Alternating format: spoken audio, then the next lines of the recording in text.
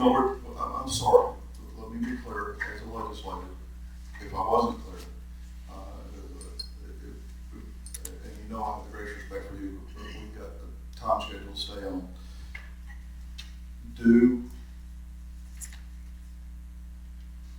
We're talking about changing laws.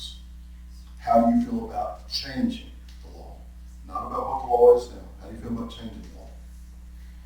I don't want this to come off as me trying to skirt the answer, because I'm not trying to skirt the answer.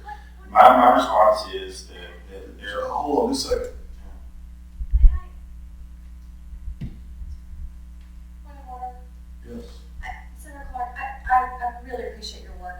I don't know if you can answer that question. I mean, I'll be honest with you. I mean, because it's our job. It's our job. How is that a point of You order? have given me. Senator Irvin, how is that a point of order? Because you're badgering this person, and I don't think that they can answer that question fairly. And it's just been, I mean, that's our job to decide whether there's legislative oversight that's necessary or not. Because, it's our job to decide that. It's not, they have a response, but they're going to be beat up whichever way they answer your question.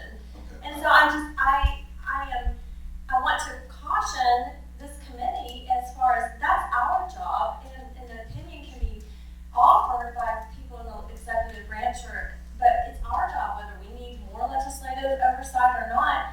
It's going to be difficult for them to actually answer that question without being accused of trying to skirt the issue. Okay. I just want to be fair to the people that are testifying before us. Senator Irvin, are you suggesting that the chair doesn't want to be fair?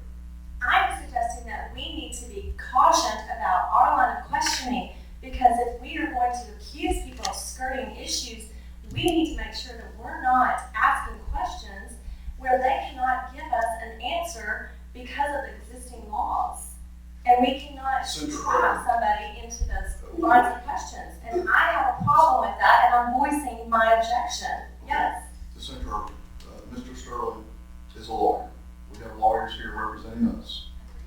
Okay? And I have not asked a question that in any way the counselor cannot answer.